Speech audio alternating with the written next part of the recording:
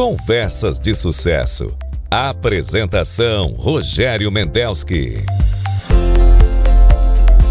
Bom dia, ouvintes. Estamos começando mais uma audição do nosso Conversa de Sucesso, aqui na 101,3 no FM Rádio Guaíba. Estamos no site também, radioguaíba.com.br. E a nossa equipe de trabalho hoje, na Central Técnica e na mesa de áudio, Geórgio Latino Brum, Luciano Vargas, Cleiton Lopes e Jefferson Gomes.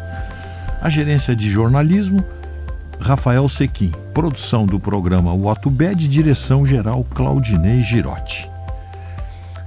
Sérgio Mendes Ribeiro, primeiro presidente do Centro das Indústrias de Cachoeirinha. Mandato atravessou duas gestões, de 1981 a 1985. Atualmente localizado em Gravataí, o Sérgio Mendes Ribeiro é diretor da Neoform. Depois nós vamos falar um produto muito conhecido aí da Neoform. Eu sou cliente da Neoform. Desde 1960, oferecendo qualidade e expandindo mercados. A Neoform aí tem compromisso de superar expectativas e oferecer o máximo em criatividade para embalar, conservar, proteger e apresentar alimentos. Sérgio Mendes Ribeiro, primeiro presidente do Centro das Indústrias de Cachoeirinha. Bom dia, prazer em recebê-lo aqui, Sérgio. Bom dia, muito obrigado. É um prazer estar aqui com vocês. Ô Sérgio, deixa eu... é praticamente também aqui, é o início de Cachoeirinha quando se emancipou, né? Exatamente. Nós, quando Cachoeirinha estava oferecendo posições lá para indústrias se estabelecerem lá, eu acreditei nisso. Compramos na época do grupo Conservas Ritter, uns loteamentos que eles tinham feito, e resolvemos nos mudar de Porto Alegre para lá, mas com a intenção de poder crescer, porque a gente estava num prédio muito pequeno aqui em Porto Alegre. A mudança foi bastante complicada. Não é fácil a gente ir por uma terra praticamente arrasada que era lá. Pois é, né? E vocês se estabeleceram no município de Gravataí, então, à época? Não estabelecemos na Avenida Frederico Ritter, que era, vamos dizer assim, estrada de chão batido, tá? Que não tinha nem asfalto, não tinha nada. Aliás, não tinha telefone, não tinha nada. Era praticamente desbravar o terreno que não tinha nada. E já era Cachoeirinha, então, mas recém-emancipado, né? Nessa época. Sim, fazia pouco tempo que estava emancipado. Se desmembrado de Gravataí. Exato. Inclusive, para entrar no município, era uma ponte de ferro, onde tinha uma sinaleira. Olha só. Passava num sentido, interrompia, passava no outro sentido. Pode imaginar aí a dificuldade que era até no trânsito. Sim, né? Imagino, claro. Pois era.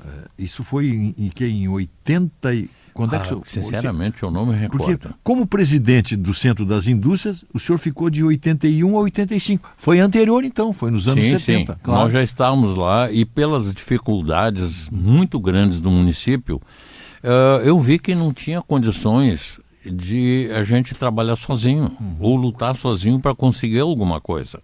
Então, fomos até entusiasmados na época, gerente do Banrisul de lá, que era o único banco que tinha em Cachoeirinha, tá? A gente se unir.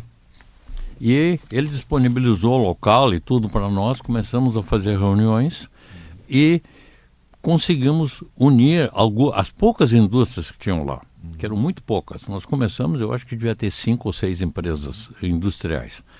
Mas, a partir dali, nós constituímos e, eu ter incorporado isso e lutado muito, o pessoal resolveu que, tu vai ter que ficar na frente. Mas eu já tinha uma empresa para tocar. Naquela época, nós tínhamos uns 5 mil metros quadrados construído, mais ou menos, e com isso aí, eu via que nós tínhamos que criar um espaço, inclusive. Aí, ofereci para que as reuniões futuras do Centro das Indústrias fossem feitas dentro da minha empresa. E isso aí foi feito durante muitos anos, até que depois se construiu uma sede própria do Centro das Indústrias, já na área da SEDIC.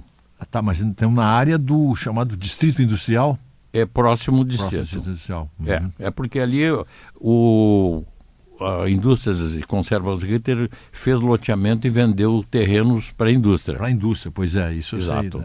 Ali era nas proximidades também aquela indústria que agora, meu Deus do céu, me fugiu, fabricante de ventiladores de teto. Tinha a Martal. A Martal. A Martal não veio era por bem ali? muito tempo depois. Pois é, mas era naquela área ali também, né? Tinha a Silber, A Silber, tá? tinha a outra que trabalhava também com pistões pneumáticos e hidráulicos, a Racine, A Racine, que depois claro. foi comprada por outra empresa que passou para a Parker. E, vamos dizer assim, dentro daquele grupo ali tinha 5, 6 empresas só. Muito pouca gente. Mas vamos falar da Neoform, porque eu tenho certeza que os ouvintes que estão sintonizados conosco devem ter em casa algum produto da Bom, Neoform. Né? o que eu brinco é o seguinte, todos já nos levaram para casa, de É uma isso, maneira ou mas outra. sem dúvida, sem Ou dúvida. porque compraram biscoitos, ou porque compraram massas, porque a gente fabrica embalagem para massa, para biscoito, Claro. para chocolate, e embalagem para bolos. Quer dizer, nós temos supermercados como nossos clientes, nós exportamos para o Uruguai, exportamos para Paraguai, Argentina. É como eu brinco, a América Latina aqui, né? Eu digo também, a nossa América Latina. Mas independente dessas embalagens, vocês têm o plástico. Sim, nós trabalhamos só com PET atualmente. Com PET. Nós começamos, no início em Porto Alegre, a gente trabalhava com acrílico, a gente trabalhava com poliestireno, com ABS, diversos tipos de produto. Agora... Aí, cada vez mais, eu fui conduzindo a empresa para se especializar em um tipo específico de produto, para a gente ser bom. Porque eu sou da teoria o seguinte, se eu vou fazer alguma coisa, eu tenho que tentar ser o melhor. Sem dúvida. Nem sempre se consegue, Sem dúvida. mas a gente tenta. Mas tem que tentar, claro. Tá nessa linha que são as embalagens que eu tenho para você, incipientes plásticos, né? Você tem Sim, de todos plástico, os tamanhos. de PET. É o mesmo material das garrafas de PET. Da garrafa, tá. E vocês fabricam qualquer tipo de embalagem, por exemplo. Tem aqueles jogos da embalagem pequena, média, grande, depois. Fabricam baldes, essas coisas Não, assim? Não, não. balde não. Só Nós embalagem mesmo. Nós trabalhamos com material transparente e tudo aquilo que é de alimento, a gente trabalha com matéria-prima virgem. Existe uma tendência de usar reciclado. Justamente dentro dessa área de reciclado, Pois é, né? nós lançamos no Brasil, isso vai fazer 20 anos atrás, tá? O PET metalizado. Então, tudo que é PET metalizado... Que é? Dá um exemplo do PET metalizado. De garrafa, por exemplo, o que é o... Não. Não. O PET metalizado, normalmente, ele é profundidades pequenas, porque ele não permite um estiramento muito grande. Então, são pratos, bandejas, que são douradas, prateadas, cor de bronze, e aí a gente tem uma variedade nesse tipo. E aquele é de PET, que É PET. Essas E bandejas ali que é são- 94% reciclado. Tá, e essa matéria-prima, o senhor compra de quem? Quem é Bom, que... nós compramos o seguinte, nós usamos a maioria da matéria-prima, porque vamos partir do... explicar um pouquinho vamos lá, o seguinte. Isso aí, é isso que nós queremos. É. Vamos lá. Se a gente vai fazer, por exemplo, uma peça redonda, ela vai partir de um quadrado ou de um retângulo. Sim. Isso dá um retorno de aproximadamente 50%, 55% de retorno. Dificilmente Das aparas? ou quer aquelas dizer? aparas. Tá. Então essas aparas, no momento que eu faço metalizado, ela tem a cor dourada ou prateada misturada nessa película que é aplicada em cima do plástico. O plástico.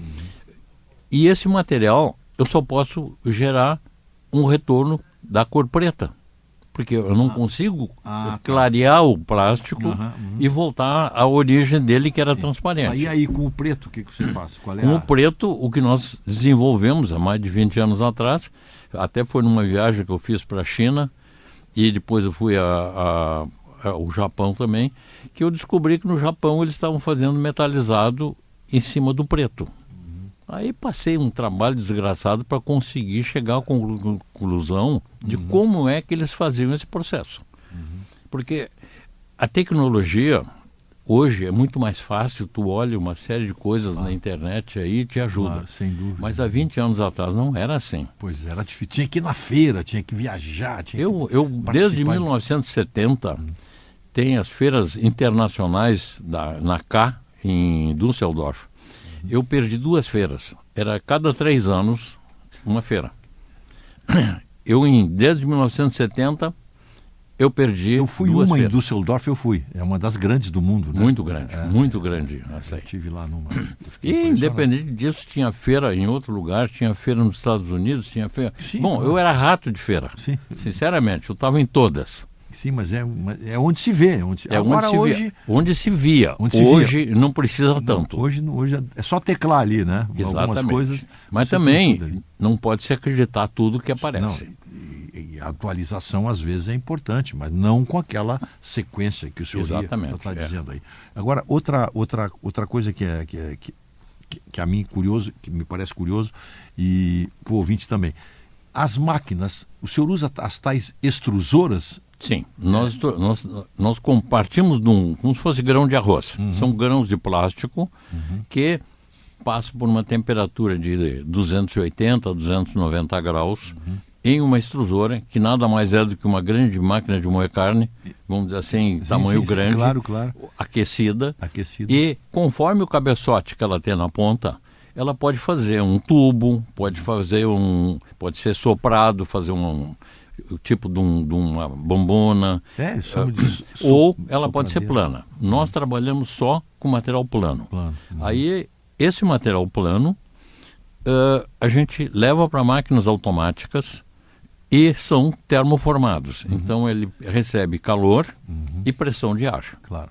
Tudo E automático. aí dá o formato que se quer. Exatamente. Para isso a gente tem que ter uma matriz, normalmente de alumínio, refrigerada ainda, porque para fazer o contato e ter produção rápida, ela tem que ser refrigerada e pega o formato.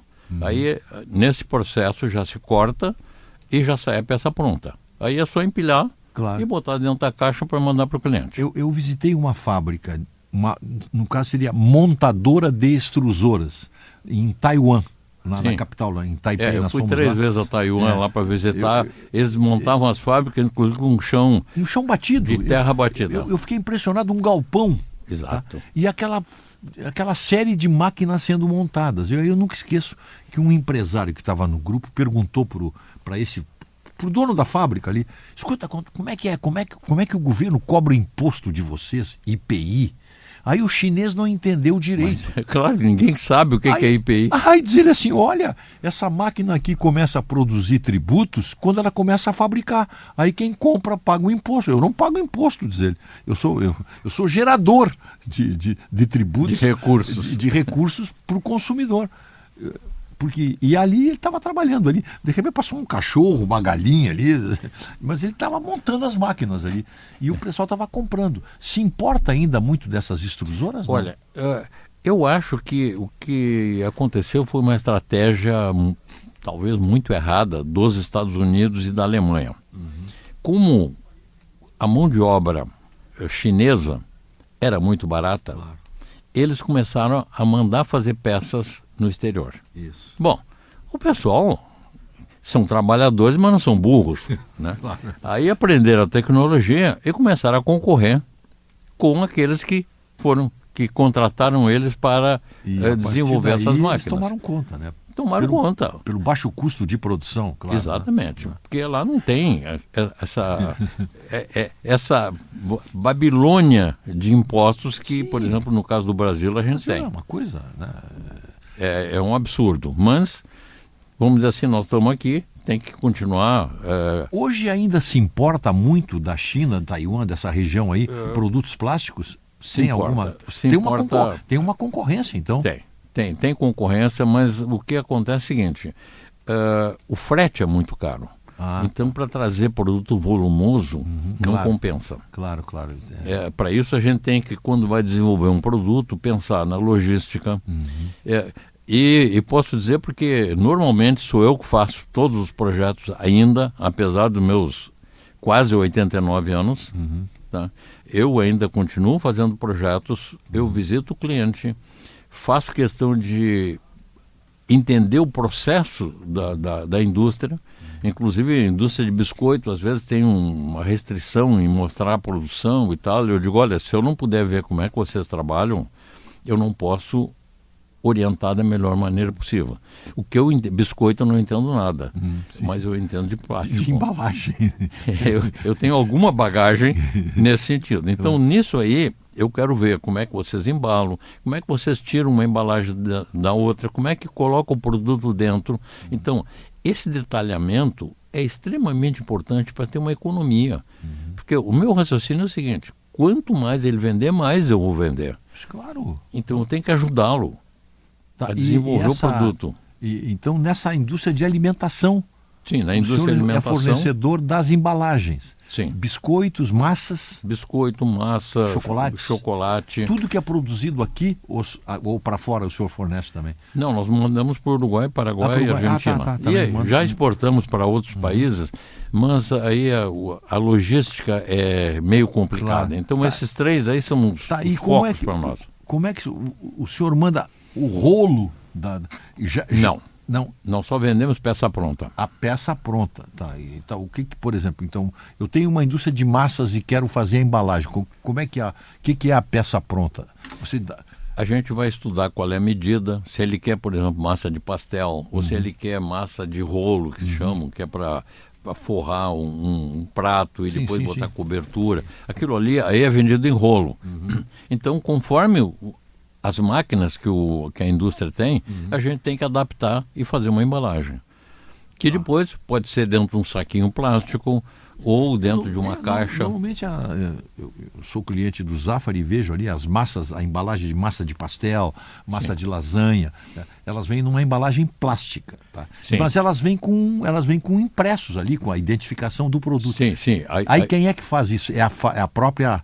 Não, isso aí é feito, vamos dizer assim, uma empresa, normalmente, que trabalha com saco plástico, ela faz em quantidade muito grande, isso aí já é automaticamente embalado, em máquinas automáticas também.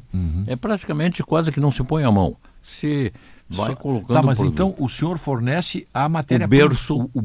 O berço para colocar os produtos dentro. Porque num saco plástico vai amassar muito. Então muitas vezes quebra o biscoito, ou amassa a massa. Claro. Então, nesse segmento é assim. Ou então embalagens para bolo. Isso é fornecido em rolo? Como é que você manda para a indústria isso? Não, nós mandamos em sacos plásticos, dentro de caixas de papelão. Para justamente manter a higiene e ter vamos dizer assim, a confiabilidade dos clientes em que a gente tem. E é nesse sistema de embalagem que o senhor manda também para o Uruguai, para a Argentina? Sim. Exportamos caminhões, carga fechada praticamente para lá. Claro. Muita dificuldade ainda, porque nós falamos tanto, para os nossos ouvintes, eu estou entrevistando o empresário Sérgio Mendes Ribeiro, proprietário da Neoforme, primeiro presidente do Centro das Indústrias de Cachoeirinha. Essa história de Mercosul, aquilo que devia ser uma passagem rápida, continua aquela burocracia, aquela coisa... É complicado. Coisa triste. Inclusive, para nós podermos ter uma certa tranquilidade e não nos envolvermos nisso aí, nós temos adotado o sistema seguinte: nós vendemos na porta da nossa fábrica. No momento que sai daqui, frete e tudo, é por conta do cliente. Na linguagem... FOB, então. Que tem FOB e CIF.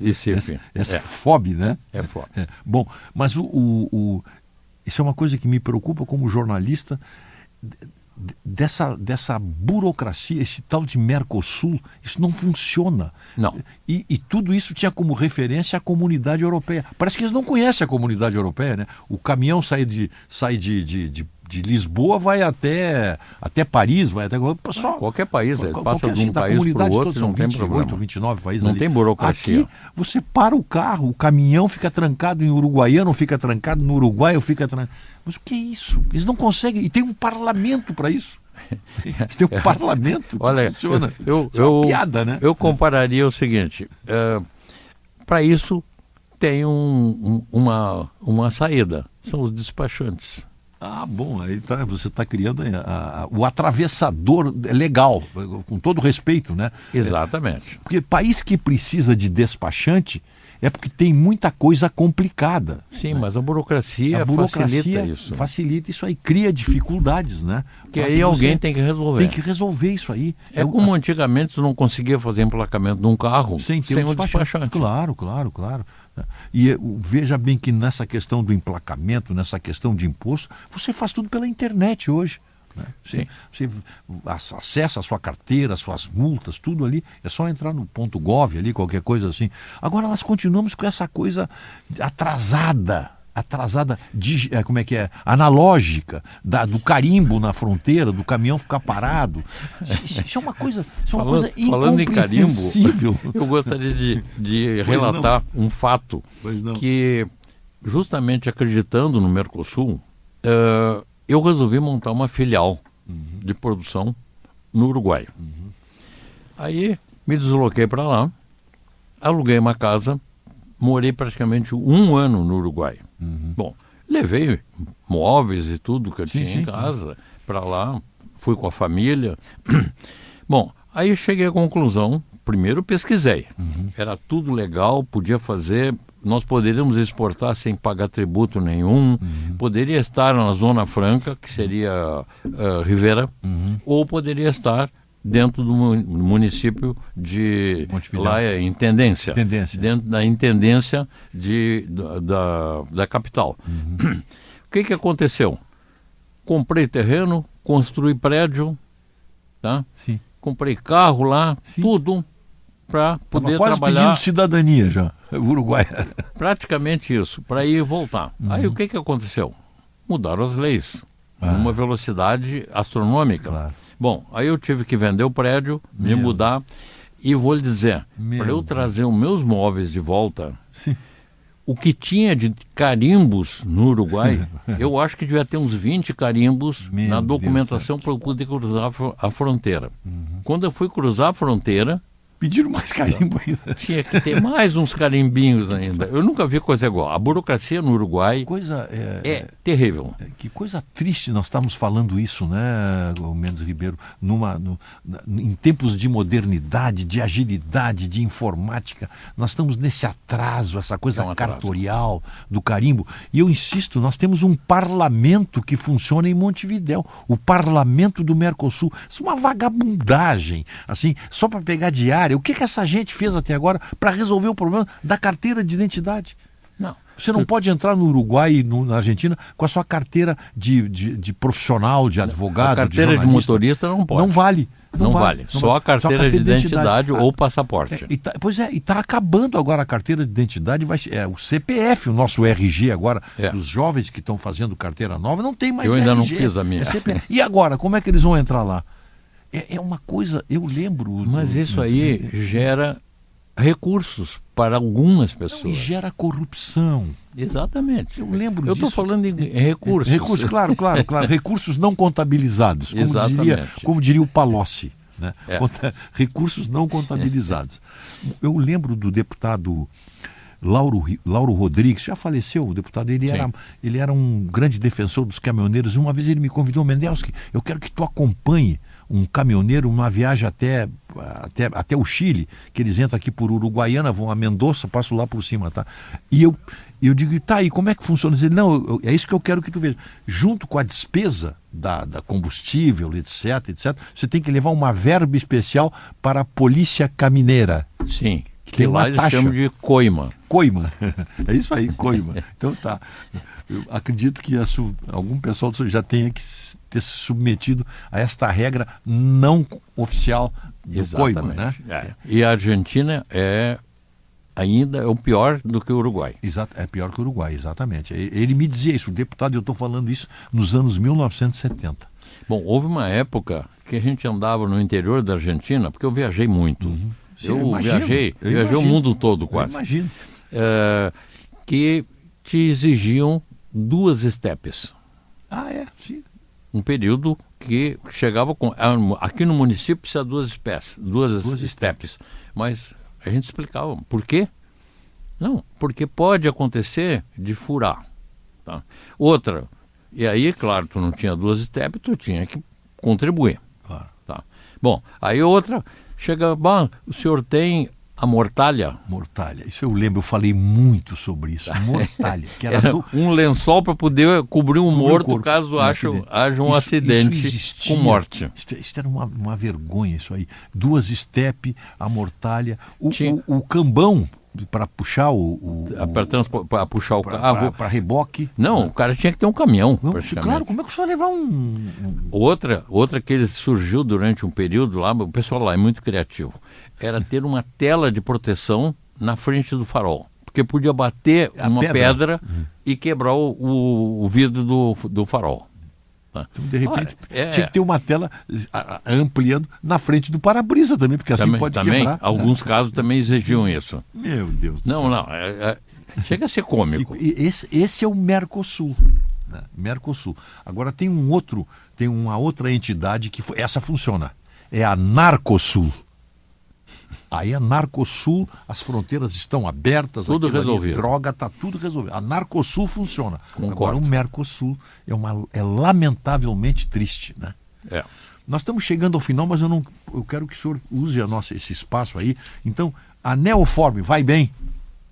Olha, dentro do encolhimento que nós tivemos, porque hoje, por incrível que pareça, é o seguinte: alugar um prédio, alugar o meu espaço, eu ganho mais dinheiro do que trabalhando. Sem dúvida. Porque a complicação coisa triste, né? E a tributação é tão pesada que é difícil. Agora, o problema é o seguinte, eu sempre fui daquele que em primeiro lugar, eu acho o seguinte: para a gente ser um empreendedor, tem que acreditar em si. Teimoso, né? Um teimoso, né? Tem que ser teimoso e muito persistente ainda. Tá. Basta dizer o seguinte, ó. Agora, atualmente, como é que eu me desloco? Eu moro a 8 quilômetros da empresa. Eu moro em Gravataí. Tá? O Uber está difícil. Tá? Cancelam muito e tal. Comprei uma moto elétrica. Uma moto?